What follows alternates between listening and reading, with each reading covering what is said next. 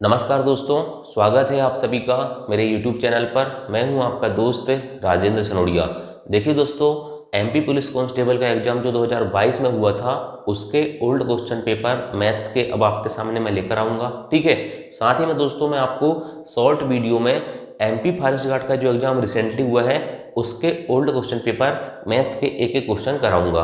ठीक है, देखिए मैंने आपको पहले भी बता चुका हूं कि एमपी पुलिस कांस्टेबल का एग्जाम जो है वो मध्य प्रदेश का सबसे सरल एग्जाम होता है। ठीक है, इसलिए क्वेश्चन भी आपको बहुत सरल देखने को मिलेंगे, लेकिन कुछ क्वेश्चन ऐसे भी देखने को मिल जाते हैं जिनका लेवल बहुत एडवांस हो जाता है। ठीक है, तो हम दोस्तों हर प्रकार के क्वेश्चन करेंगे। ठीक, चलिए शुरुआत करते हैं। ये क्वेश्चन है दोस्तों, इतना आसान क्वेश्चन है कि मुझे इससे कराने की जरूरत नहीं थी, लेकिन फिर भी मैं इसको करा रहा हूँ क्योंकि आसान को हमें आसान नहीं समझना है। कभी कभी कुछ ऐसी चीजें भी आ जाती दोस्तों आसान, जो हमें पता नहीं रहती। ठीक है, चलिए ये क्वेश्चन तो वैसे सबसे बन जाएगा। और मैं ओल्ड क्वेश्चन पेपर देख रहा था तो एवरेज टॉपिक से एक ही शिफ्ट में दोस्तों पुलिस कांस्टेबल में 1 फरवरी 2022 का जो पेपर था उसमें 6 क्वेश्चन आए थे। एवरेज के कितने आए थे? औसत के 6 क्वेश्चन आए थे। ठीक है, चलिए 3 संख्याओं का औसत 24 है, पहली 2 संख्या 22 और 34 है, तीसरी संख्या ज्ञात करो। कुछ भी नहीं था इसमें। ठीक है, 3 संख्याओं का औसत 24 है तो तीनों संख्याओं का योग कितना हो जाएगा? 3 गुणित 24 कर देता तो कितना हो जाता है? ये 24 3 72 होता है। पहली 2 संख्या 22 और 34 है। ठीक है, 22 और 34 को जोड़ूंगा तो कितना हो जाएगा?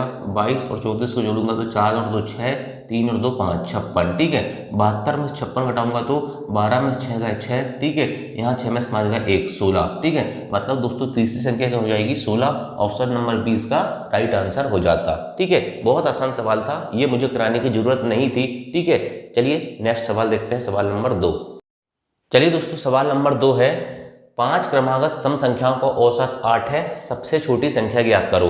देखिए दोस्तों, ये क्वेश्चन मैंने पहले भी सॉल्व करा चुका हूं, क्योंकि इसी पैटर्न का दोस्तों, इसी कॉन्सेप्ट का सवाल अभी हाल ही में एमपी फॉरेस्ट गार्ड में आया है और मैंने दोस्तों ये क्वेश्चन शॉर्ट वीडियो में भी कराया था। ठीक है, तो बहुत आसान सवाल होता है, लेकिन स्टूडेंटों को लंबी मेथड नहीं करना है। ये 1 सेकंड का सवाल है। कितने सेकंड का सवाल है? 1 सेकंड का, बिना पेन चलाए ये छाल हो जाता। ठीक है, चलिए कैसे होता है उसको देखते हैं। 5 क्रमागत सम संख्याओं का औसत 8 है बोल रहा है। क्रमागत संख्या क्या होती है? लगातार। और सम संख्याएं बोल रहा है, सम संख्याएं क्या होती हैं? 2 4 6 8 10। मतलब दोस्तों दुनिया की कोई भी सम संख्याएं हो जिसमें 2 का भाग जाता है वो क्या होती है? सम संख्या होती है। और सम संख्या के बीच में हमेशा कितने का अंतर होता है? 2 का अंतर होता है। जब कब बात हो, क्रमागत की बात कर रहा हूं मैं। ठीक है, उनके बीच में हमेशा 2 का अंतर होगा। देखिए 2 4 6 8 10, इनके बीच में इतने का अंतर है? 2 का अंतर है।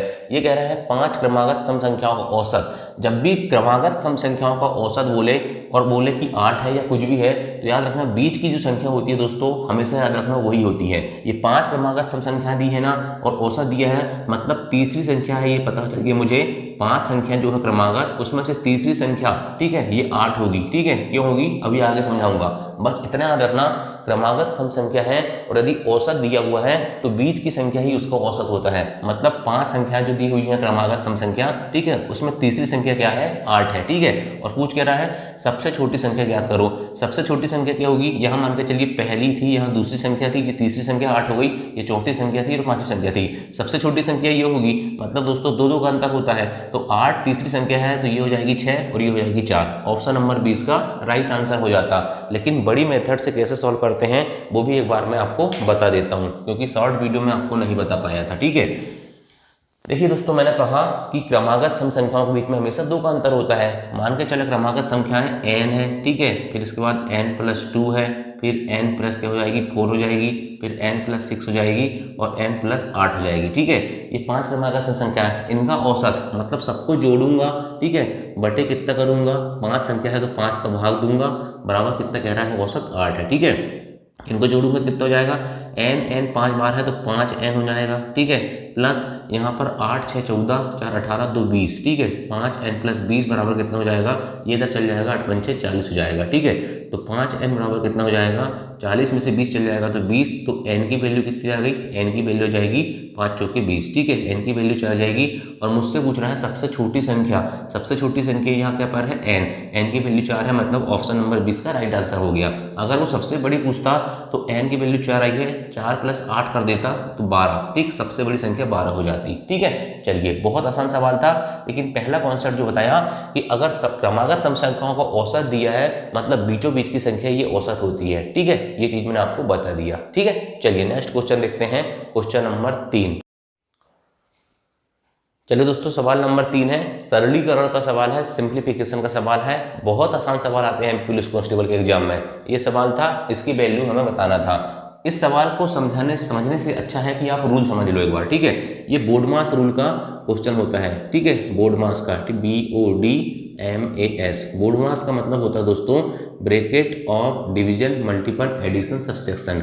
ब्रैकेट मतलब ब्रैकेट भी 3 प्रकार के होते हैं। इसमें सबसे पहले छोटा कोष्टक, फिर मंझला कोष्टक और फिर बड़ा कोष्टक, इनको सॉल्व किया जाता है। ऑफ का मतलब होता है दोस्तों का मतलब क्या होता है, गुणा होता है। अगर ऐसे में बोलूँ 50 का 1/2, ठीक है, तो आप इसको कैसे करोगे, 50 × 1/2 करोगे और ये काटोगे और इसको 25 लिखोगे। ठीक है, मतलब सबसे पहले अगर क्वेश्चन में ब्रैकेट देखे तो ब्रैकेट को सॉल्व करेंगे। ब्रैकेट में छोटा कोष्टक, फिर उसका मंझला कोष्टक, फिर बड़ा कोष्टक। अगर ऑफ दिखे का देखे तो पहले का को सॉल्व करेंगे, फिर डिवीजन मतलब भाग को सॉल्व करते हैं, फिर मल्टीपल मतलब गुणा को सॉल्व करते हैं, फिर एडिशन मतलब जोड़ना को, और सब्सट्रैक्शन मतलब घटाना। ये हमारी क्या रहती है, प्रोसेस रहती है। अब ये सवाल था, इसमें क्या था बताओ। इसमें देखिए इस रूल के हिसाब से सबसे पहले इसमें सिर्फ हमको मल्टीपल और सब्सट्रैक्शन मतलब गुणा और घटाने का चिन्ह दिख रहा है। सबसे पहले इस रूल में क्या आ रहा है, मल्टीपल आ रहा है तो मल्टीपल कर दूंगा। 60 × 3 कितना हो जाएगा, 180 हो जाएगा, बीच में माइनस लगा दूंगा। और 40 × 4 कितना हो जाएगा, 160 हो जाएगा। 180 में से 160 अगर कितना हो जाएगा, 20 हो जाएगा। ऑप्शन नंबर 20 का राइट आंसर हो जाता। ये सवाल सब आए हैं MP पुलिस कांस्टेबल में। ठीक है, टेलीग्राम चैनल पे जाओ सनोडिया 91 पे, वहां मैं पुलिस कांस्टेबल की PDF डाल दूंगा, आप देख लेना। ठीक, चलिए नेक्स्ट क्वेश्चन देखते हैं, सवाल नंबर 4। अभी आगे एडवांस क्वेश्चन भी है। MP पुलिस कांस्टेबल के एग्जाम में आया हुआ एक और सवाल है दोस्तों कि 41 रुपए की धनराशि 50 व्यक्तियों के मध्य बांटी गई। प्रत्येक पुरुष को 90 पैसा एवं महिला को 65 पैसा मिलता है। पुरुषों की संख्या कितनी है। मान के चलिए दोस्तों, पुरुषों की संख्या कितनी है, X है। पुरुषों की संख्या कितनी है, X है। ठीक है, 41 रुपए की धनराशि 50 व्यक्ति, अगर मैं पुरुष मान रहा हूँ X, तो महिला कितनी हो जाएगी, महिला हो जाएंगी 50 - X। क्यों, क्योंकि महिला और पुरुष मिला के दोनों कितने हैं, 50 हैं।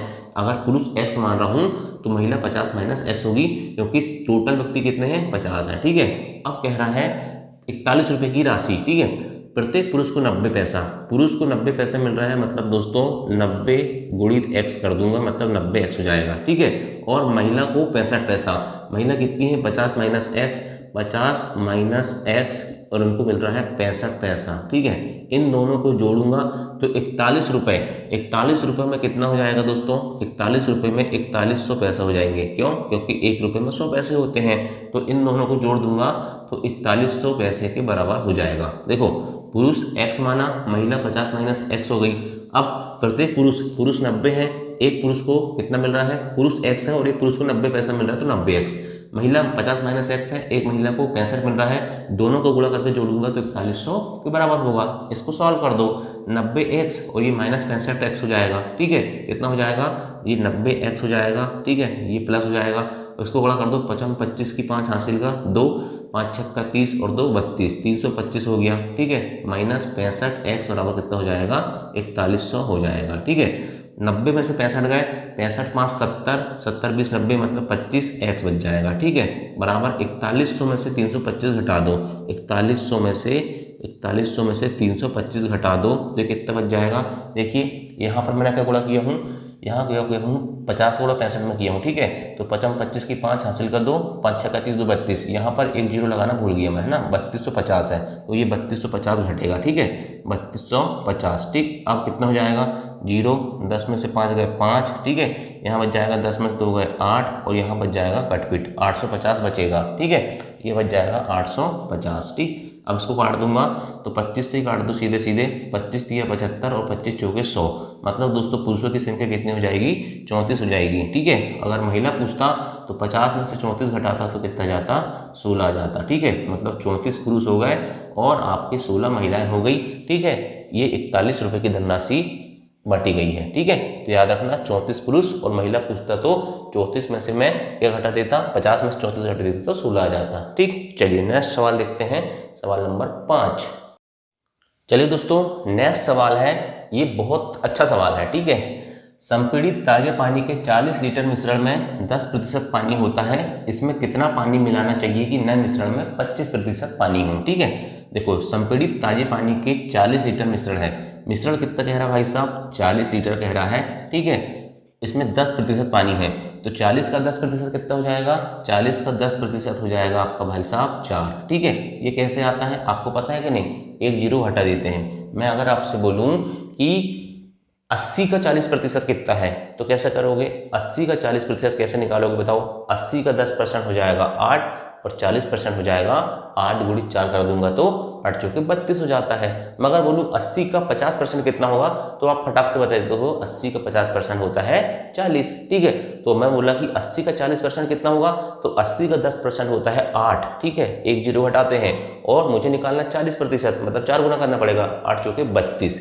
ये सब चीज़ें मैं सिखा चुका हूँ। ठीक है, आप सीखते रहोगे तो धीरे धीरे आपकी स्पीड भी बढ़ेगी। ठीक है, चलिए 40 का 10% हो गया 4, और नहीं आया आपको समझ में तो आप निकाल के देख लेना कि 40 का 10% निकालते कैसे हैं। ठीक है, 40 का 10% 4 आता है। ठीक है, अब इसके बाद इसमें कितना पानी मिलाना चाहिए कि नए मिश्रण में 25% पानी हो। इस सवाल को मैं लंबी मेथड से सॉल्व करने के बजाय ऑप्शन मेथड से उड़ाने की कोशिश करूंगा। ठीक है, 40 लीटर का मिश्रण है, टोटल 4 है, पानी मिलाने की बात कर रही है, ऑप्शन दिए हुए हैं।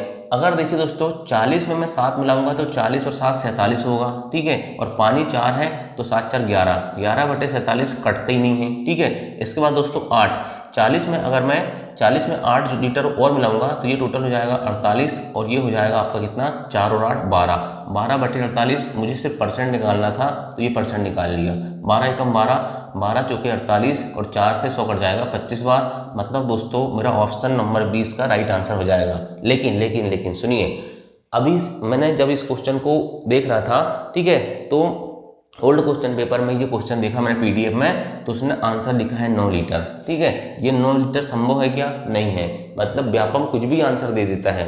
पीडीएफ में देखा मैंने, हो सकता बाद में संशोधन हुआ होगा उसमें, लेकिन ऑप्शन उसमें 9 लीटर लिखा था। 9 तो संभव नहीं हो पाता ना, क्योंकि 9 लिखता मैं तो ये 9 और 4 13 होता, और ये 40 और 9 49 हो जाता, तो ये कटता क्या, कटती नहीं, तो 25% पानी हो नहीं सकता। इसका आंसर इसलिए 100% क्या होगा, 8 लीटर होगा। ऑप्शन मेथड से इसको हमने उड़ा दिए। सवाल हमको दोस्तों सॉल्व करना है, चाहे हम किसी भी मेथड से करें, ऑप्शन से करें, नंबर डिजिट से करें, सम डिजिट से करें, लंबी मेथड से करें, हमसे सवाल बनना चाहिए। ठीक है, ये हमारा उद्देश्य रहता है। और एमपी पुलिस कांस्टेबल में दोस्तों ज़्यादा टफ सवाल नहीं आते। ठीक है, बहुत आसान सवाल आते हैं। लेकिन अब यहाँ से मैं दोस्तों आपको 2-4 क्वेश्चन ऐसे कराऊंगा जिनका लेवल थोड़ा सा एडवांस है, बहुत एडवांस नहीं है। एमपी फॉरेस्ट गार्ड के एग्जाम के दृष्टिकोण से देखा जाए तो ये लेवल कुछ भी नहीं है। ठीक है, चलिए नेक्स्ट सवाल देखते हैं। चलिए दोस्तों, एमपी पुलिस कांस्टेबल में आया हुआ एक और सवाल एवरेज का। मैंने बताया ना कि एक ही शिफ्ट में 5 से 6 सवाल एवरेज के आए हैं। ठीक है, चलिए ये सवाल भी एवरेज का आया हुआ था 1 फरवरी 2022 की शिफ्ट में। एक कक्षा के 55 छात्रों की औसत लंबाई 140 सेंटीमीटर है। कितना, 55 छात्रों की औसत लंबाई 140 सेंटीमीटर कह रहा है, मतलब 55 गुणित 140 कर दूंगा मैं। ठीक है, तो ये 14 पंचे 70 के शून्य हासिल का 7, 14 पंचे 70 और 7 77। ठीक है, और 1 जीरो योग 7700 इसका योग हो जाएगा। ठीक है, 10 छात्र जिनकी औसत ऊंचाई 130 सेंटीमीटर है, 10 छात्र की औसत ऊंचाई 130 सेंटीमीटर है, मतलब 1300 हो जाएगा, 1300 इसका क्या हो जाएगा, योग हो जाएगा। ठीक है, इन्होंने कक्षा को छोड़ दिया और 150 सेंटीमीटर के 15 छात्र शामिल हो गए, 15 छात्र 150 वाले शामिल हो गए। ठीक है, तो ये कितना हो जाएगा, 15 का स्क्वायर कितना होता है, 225 और 1 जीरो 2250 हो गया। तो नया औसत बोल रहा है, पहले योग इतना था, ठीक है, इतने चले गए, इतने आ गए, तो क्या करूंगा, इसमें से इसको घटा दूंगा। पहले 7700 में से 1300 घटाऊंगा तो यहाँ डायरेक्ट दिख रहा है 6400। ठीक है, अब 6400 में 2250 जोड़ूंगा, 2250 जोड़ दूंगा क्योंकि ये नए छात्र शामिल हुए हैं। ठीक है, तो 0 हो गया। ठीक है, ये हो गया 10 और 5 5। ठीक है, 4 और 2 6। ठीक है, इसके बाद 6 और 2 8, 86 50, 86 50 मतलब क्या हो गया, सम मेरे पास बचा, योग बचा। अब देखो स्टूडेंट की बात करते हैं, पहले 55 थे, 55 में से 10 गए तो 45 बचे। ठीक है, अब 45 हो गए, 45 में 15 फिर आए तो कितने हो गए, 45 और 15 हो गए आपके 60। ठीक है, मतलब 60 का मुझे क्या निकालना है, औसत निकालना है। 1 जीरो से 1 जीरो खत्म, 6 एकम 6। ठीक है, 6 एकम 6 बच गया 2 और 6, 6 चौके 24 बच गया 2। ठीक है, इसके बाद 5, 6 चौके 24, फिर 6 एकम 6, ठीक है, और इसके बाद बच गया कितना, एक और बच जाएगा। तो इस प्रकार से दोस्तों इसका आंसर 144.1, ठीक है, और 6 6 36 ऐसा जाता है, ठीक है। तो 144.16 सेंटीमीटर आंसर हो जाएगा। Option number C. आप कैलकुलेशन एक बार और करके देख लेना, 144.16, ठीक है। मैं खैर को बता देता हूँ, 865/6, ठीक है। 6 एकम 6, 6 एकम 6 बच गया 2 और 6 24, ठीक है, 6 6 24, ठीक है, बच गया 2 5 25, 6 6 24 बच गया 1 दशमलव लग गया, यहाँ हो जाएगा 10, 6 एकम 6 बच गया 4 शून्य, ठीक है, 6 6 36 आगे चल जाएगा, लेकिन हमें दशमलव के 2 स्थान तक आंसर आ रहा है 144.16, ठीक। ये सवाल थोड़ा सा एडवांस था एमपी पुलिस कांस्टेबल के एग्जाम से, लेकिन एमपी फॉरेस्ट गार्ड में ऐसे सवाल नहीं आते। ये बहुत सरल सवाल है, ठीक है, लेकिन एमपी पुलिस कांस्टेबल के दृष्टिकोण से टफ सवाल है, ठीक है। चलिए नेक्स्ट सवाल देखते हैं। एक और सवाल एवरेज का है भी, है ना, एक और सवाल है एवरेज का। तो एमपी फॉरेस्ट गार्ड में आया हुआ एवरेज का एक और थोड़ा सा एडवांस सवाल, ठीक है। सवाल बहुत बड़ा था, ठीक है, लेकिन बहुत आसान सवाल है अगर स्टेप बाय स्टेप करोगे तो। देखो, 3 लड़की PQR का औसत वजन 92 है, मतलब P और Q और R तीनों का एवरेज कितना है, 92 है, मतलब 3 गुणित 92 कर दूंगा मैं, ठीक है। तो कितना हो जाएगा, 3 दूनी 6 और 3 नम 27, 276 इनका योग हो जाएगा। एक अन्य लड़की S के समूह में शामिल होने से औसत 88 kg हो जाता है, मतलब P plus Q plus R plus S आ गई और लड़की एक बढ़ गई, मतलब 4 हो गई, एवरेज हो गया 88। तो 4 गुणित 88 करूंगा तो 4 8 32 के 2 हासिल का 3, 4 8 32 और 3 35, 352, 352 क्या हो जाएगा, इन चारों का योग हो जाएगा। अब कह रहा है एक अन्य लड़की T जिसका वजन S से 3 kg अधिक है, T कह रहा है लेकिन S का वजन कह रहा है उससे 3 kg अधिक है, मतलब मुझे S का वजन निकालना होगा। तो यहाँ देखिए PQRS चारों का योग 352 और PQR का योग 276, 352 में से 276 घटाऊंगा, 352 में से 276 घटाऊंगा तो मुझे S का वजन पता चल जाएगा। 12 में 6 का 6, यहाँ बच गया 14, 14 में 7 का 7, मतलब 76 kg। S का वजन कितना आ गया, 76 kg आ गया, ठीक है।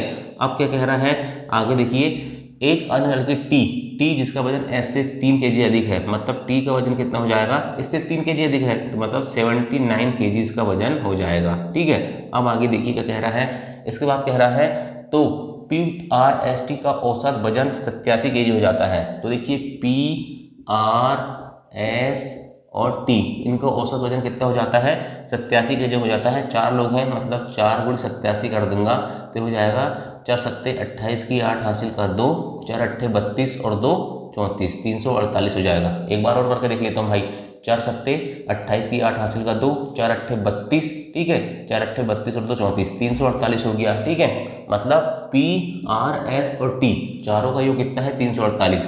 P plus R plus S का वजन कितना है, 76 लिख दिया। T का वजन कितना है, 79 लिख दिया।